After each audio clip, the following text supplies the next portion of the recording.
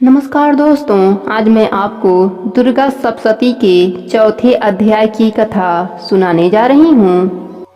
ऋषि कहते हैं, अत्यंत पराक्रमी दुरात्मा महिषासुर तथा उसकी दैत्य सेना के देवी के हाथ से मारे जाने पर इंद्र आदि देवता प्रणाम के लिए गर्दन तथा कंधे झुकाकर उन भगवती दुर्गा का उत्तम वचनों द्वारा स्तवन करने लगे। उस समय उनके सुंदर अंगों में अत्यंत हर्ष के कारण रोमांच हो आया था। देवता बोले, संपूर्ण देवताओं की शक्ति का समुदाय ही जिनका स्वरूप है तथा जिन देवी ने अपने शक्ति से संपूर्ण जगत को व्याप्त कर रखा है, समस्त देवताओं और महर्षियों की पूजनीय उन जगदम्बा को हम भक्ति पूर्वक नमस्कार करते हैं। वे हम लोगों का कल्याण करें।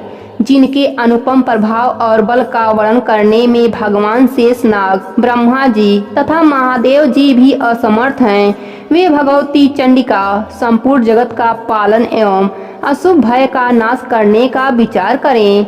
जो पुण्य आत्माओं के घरों में स्वयं ही लक्ष्मी स्वरूप में, पापियों के यहाँ दरिद्र स्वरूप में, शुद्ध अंतकरण वाले पुरुषों के हृदय में बुद्धि के रूप में, सत्पुरुषों में श्रद्धा के रूप में तथा कुलीन मनुष्यों में लज्जा रूप में निवास करती हैं, उन भगवती दुर्गा को हम नमस्कार करते हैं। देवी, आप संपूर्ण विश्व का पालन कीजिए। देवी, आपके इस अचित्य स्वरूप का, असुरों का नाश करने वाले भारी पराक्रम का तथा समस्त देवताओं और दैत्यों के समक्ष युद्ध में प्रकट किए हुए आपके अद्भुत चरित्रों का हम किस प्रकार वर्णन करें।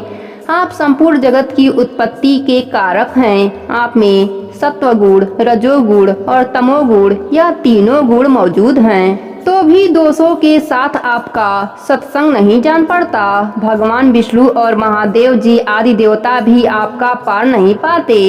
आप ही सबका आश्रय हैं। यह समस्त जगत आपका अंशभूत है, क्योंकि आप सबकी आदिभूत अव्याकृता पराप्रकृतिक हैं। देवी, संपूर्ण यज्ञों में जिसके उच्चारण से सब देवता तृप्त लाभ करते हैं, वह स्वहा आप ही हैं। इसके अतिरिक्त आप पितरों की भी तृप्तता का कारण हैं। अतएव सब लोग आपको स्वधा भी कहते हैं। देवी, जो मोक्ष की प्राप्ति का साधन है, अचित्यम महाव्रत स्वरूपा हैं। समस्त दोषों से रहित जितेंद्रिय तत्व को ही सार वस्तु मानने वाले तथा मोक्ष की अभिलाषा रखने वाले मुनिजन जिसका अभ्यास करते हैं, वह भगवती पराविद्या आप ही हैं। आप शब्द स्वरूपा हैं। अत्यंत निर्मल ऋग्वेद, यजुर्वेद तथा उद्गीत के मनोहर पदों के पाठ से युक्त सामवेद का भी आधार आप ही हैं। आप देवी त्रयी, तीनों वेद और भगवती 6 ऐश्वर्य से युक्त हैं। इस विश्व की उत्पत्ति एवं पालन के लिए आप ही वार्ता, खेती एवं आजीविका के रूप में प्रकट हुई हैं। आप संपूर्ण जगत की घोर पीड़ा का नाश करने वाली हैं। देवी, जिससे समस्त शास्त्रों के सार का ज्ञान होता है, वह मेधा शक्ति आप ही हैं। दुर्गम भव सागर से पार उतरने वाली नौका रूप दुर्गा देवी भी आप ही हैं। आपकी कहीं भी आसक्ति नहीं है।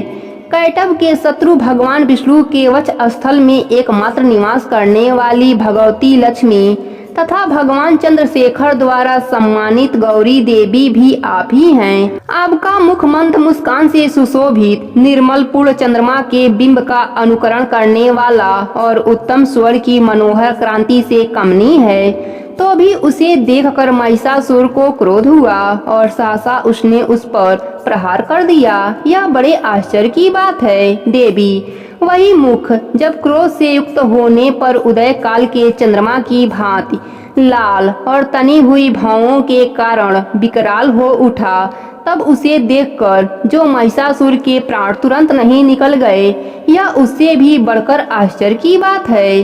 क्योंकि क्रोध में भरे हुए यमराज को देखकर भला कौन जीवित रह सकता है। देवी, आप प्रसन्न हो। परमात्मा स्वरूपा, आपके प्रसन्न होने पर जगत का अद्भुत होता है और क्रोध से भर जाने पर आप तत्काल ही कितने कुलों का सर्वनाश कर डालती हैं। यह बात अभी अनुभव में आई है।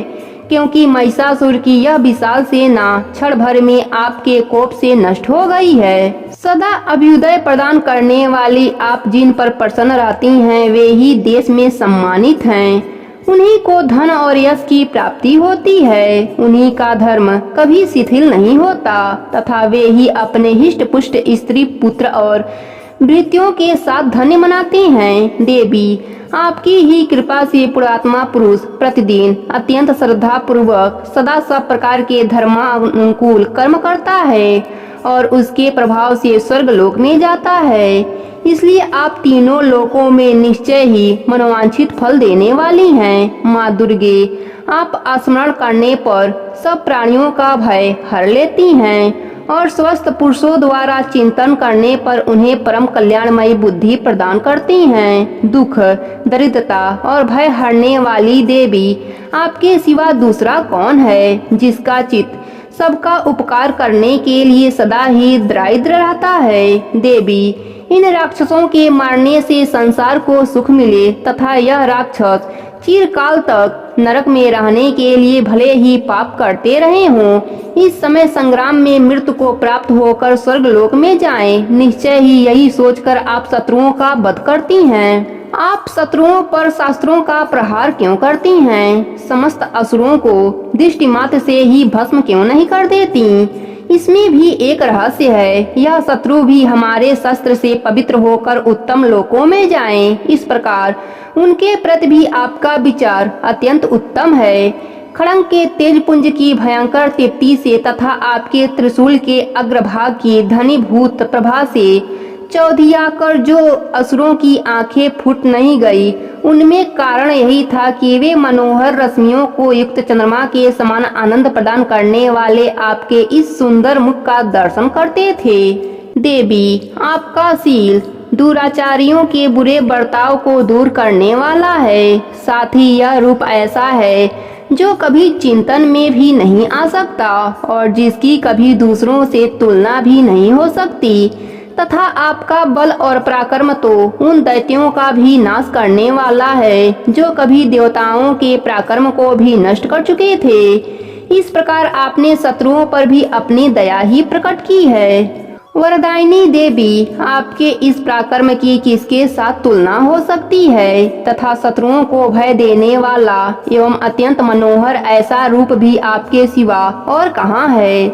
हृदय में कृपा और युद्ध में निष्ठुरता, यह दोनों बातें तीनों लोकों के भीतर केवल आप में ही देखी गई है। माते, आपने शत्रुओं का नाश करके इस समस्त त्रिलोकी की रक्षा की है। उन शत्रुओं को भी युद्ध भूमि में मारकर स्वर्ग लोक में पहुंचाया है तथा उत्तम दैत्य से प्राप्त होने वाले हम लोगों के भय को भी दूर कर दिया है। आपको हमारा नमस्कार है। देवी, आप शूल से हमारी रक्षा करें। अंबिके, आप खड़ग से भी हमारी रक्षा करें तथा घंटा की स्वर और धनुष की डंकार से भी हम लोगों की रक्षा करें। चंडिके, पूर्व पश्चिम और दक्षिण दिशा में आप हमारी रक्षा करें तथा ईश्वरी अपने त्रिशूल को घुमाकर आप उत्तर दिशा में भी हमारी रक्षा करें।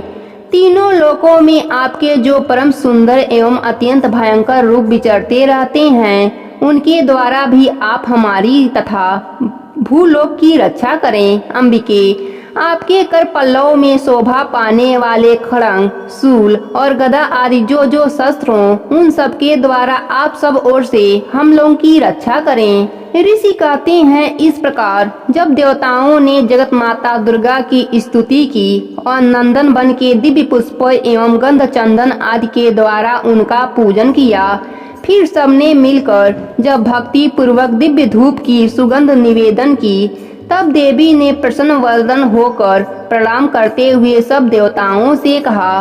देवी बोली, देवताओं, तुम सब लोग मुझसे जिस वस्तुओं की अभिलाषा रखते हो उसे मांगो। देवता बोले, भगवती ने हमारी सब इच्छा पूर्ण कर दी, अब कुछ भी बाकी नहीं है, क्योंकि हमारा यह शत्रु महिषासुर मारा गया। महेश्वरी, इतने पर भी यदि आप हमें और वरदान देना चाहती हैं तो हम जब जब आपका स्मरण करें तब तब आप दर्शन देकर हम लोगों के महान संकट दूर कर दिया करें तथा प्रसन्न मुख अंबिके, जो मनुष्य इस स्त्रोतों द्वारा आपकी स्तुति करे उसे वित्त, समृद्धि और वैभव देने के साथ ही उसकी धन और स्त्री आदि संपत्तियों को भी बढ़ाने के लिए आप सदा उन पर प्रसन्न रहें। ऋषि कहते हैं, राजन, देवताओं ने जब अपने तथा जगत के कल्याण के लिए भद्रकाली देवी को इस प्रकार प्रसन्न किया तो वह तथास्तु कहकर वहीं अंतर ध्यान हो गईं। इस प्रकार पूर्व काल में तीनों लोकों का हित चाहने वाली देवी जिस प्रकार देवताओं के शरीर से प्रकट हुई थी वह सब कथा मैंने कह सुनाया। अब पुनः देवताओं का उपकार करने वाली वे देवी दुष्ट दैत्यों तथा सुम निसुम का वध करने एवं सब लोगों की रक्षा करने के लिए गौरी देवी के शरीर से जिस प्रकार प्रकट हुई थी वह सब प्रसंग मेरे मुंह से सुनो, मैं उसका तुमसे यथावत वर्णन करता हूँ। यहीं पर चौथा अध्याय समाप्त होता है। प्रेम से बोलिए दुर्गा माता की जय हो।